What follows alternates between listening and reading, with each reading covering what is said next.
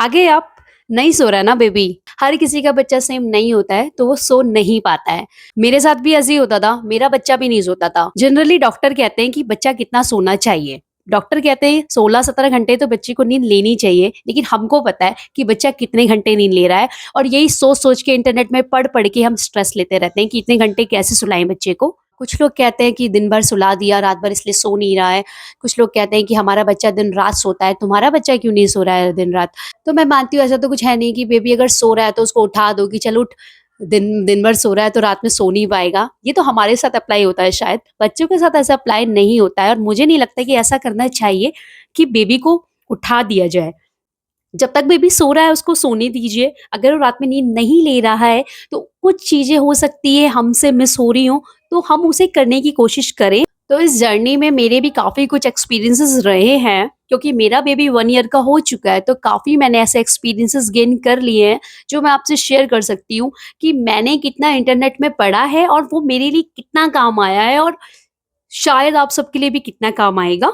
तो चलिए शुरू करते हैं। तो नंबर 1 है feeding. Feeding is the key, जैसे कि हम सबको पता है, बच्चों का पेट भरा हुआ होना चाहिए। अगर बच्चों का पेट भरा हुआ नहीं रहता है, तो बच्चे चिड़चिड़े हो जाते हैं और सोने में तो उनको प्रॉब्लम होगी ही।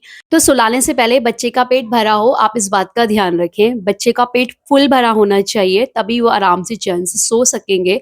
अगर आपका न्यूबॉर्न बेबी है, तो उसको 2-3 घंटे में बार-बार आपको फीड करवाना पड़ेगा ही पड़ेगा। सेकंड है फीड करवाने के बाद बर्फ दिलवाना।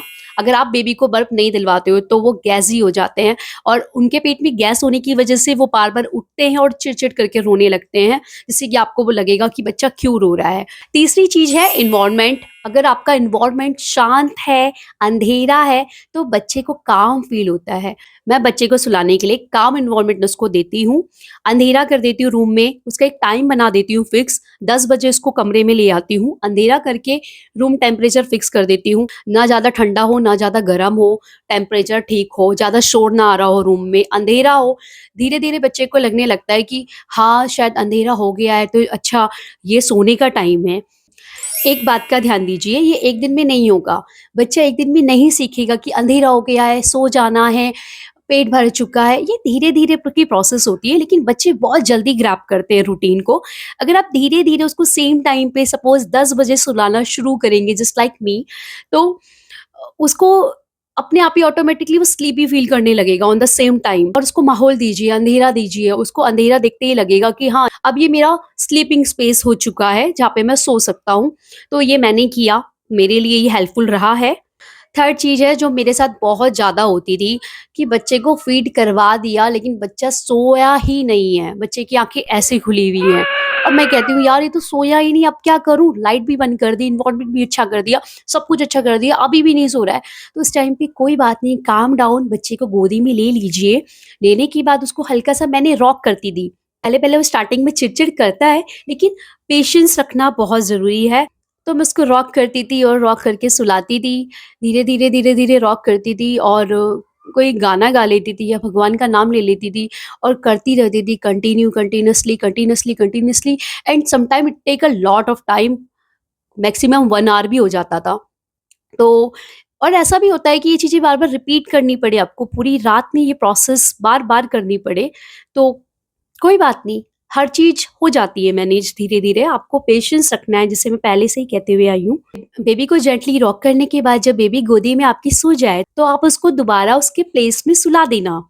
कभी-कभी समझ में नहीं आता कि बेबी रो क्यों रहा है, क्या हो गया? फीड भी करवा दिया, सब कुछ करवा दिया, गोदी में भी चुप नहीं हो रहा है, तो कोशिश कीजिए कि अपने से उसको टच कीजिए, अपनी हार्ट बीट उसको सुनाइए। हो सकता है कि उसको मदर टच की ज़रूरत हो, क्योंकि वो वार्म से बाहर निकला एकदम, तो वो बाहर की सराउंडिंग को अपना नहीं फ़ील कर पा रहा है। तो मॉम के टच से, मॉम की हार्ट बीट से उसको फ़ील होगा कि वो अभी भी वार्म में है।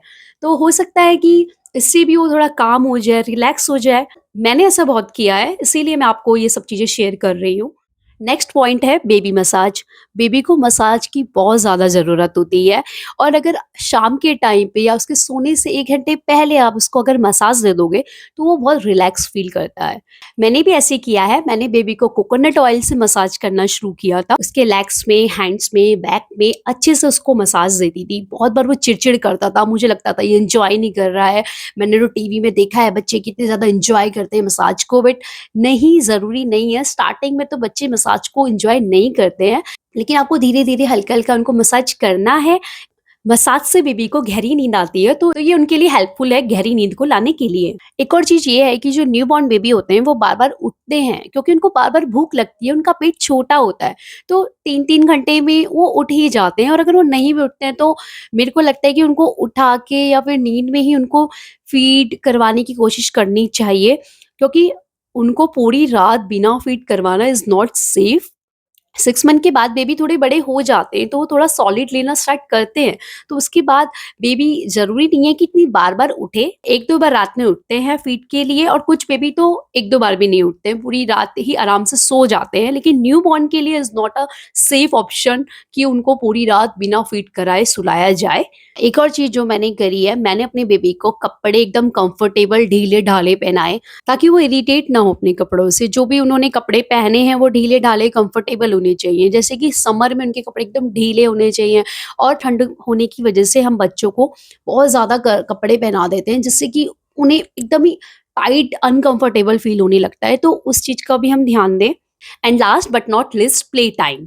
बेबी को कुछ ऐसी एक्टिविटीज़ करवाई जाए जिससे वो थोड़ा खेले, उनका माइंड थोड़ा एंगेज हो एक्टिविटीज़ में, उनको ऑटोमेटिकली नींद आनी शुरू हो जाए और वो थोड़ा सो जाएँ। एक चीज़ का ध्यान रखना, हमको पेशेंस की बहुत ज़रूरत है क्योंकि अब हमारा बेबी हो चुका है और अब हम उस फ़ेज़ में हैं जहाँ पे हम इरिटेट नहीं हो सकते हैं। जो भी मैंने आपको अपने एक्सपीरियंस शेयर करे हैं, ये मेरे लिए काफ़ी हेल्पफुल रहे हैं। लेकिन सब चीज़ों के बीच में मैं अक्सर ये देखती थी कि उनका बेबी 8 घंटे सो रहा है, मेरा बेबी 6 घंटे सो रहा है। ये सब चीज़ें सोच के मैं बहुत ज़्यादा इरिटेट हो जाती थी, टेंशन में आ जाती थी।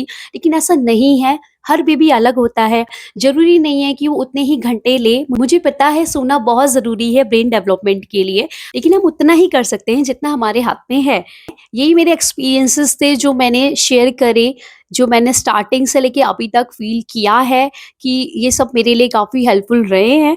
और धीरे-धीरे बेबी अपना रूटीन अपने आप ही सेट कर लेता है, तो आपको टेंशन लेने की ज़रूरत नहीं है। इतना ज़्यादा इंटरनेट पढ़कर परेशान होने की ज़रूरत नहीं है। आपको जितनी भी परेशानी होगी अपने बेबी को सुलाने के टाइम पे या आधी-आधी रात में उनका रोना देखकर उनको सुलाने के लिए जो भी आपको प्रॉब्लम्स होंगी, याद रखना ये कुछ टाइम की बात है। कुछ मंथ्स बाद बेबी बड़े हो जाते हैं और धीरे-धीरे उनकी हैबिट्स चेंज होती रहती है। धीरे-धीरे वक़्त के साथ-साथ उनके सोने का स्लीपिंग पैटर्न अपने आप बन जाएगा। जो भी रात की चिड़-चिड़, थकान, जो भी आपको हो रहा है, आपको सब कुछ मिस करोगे।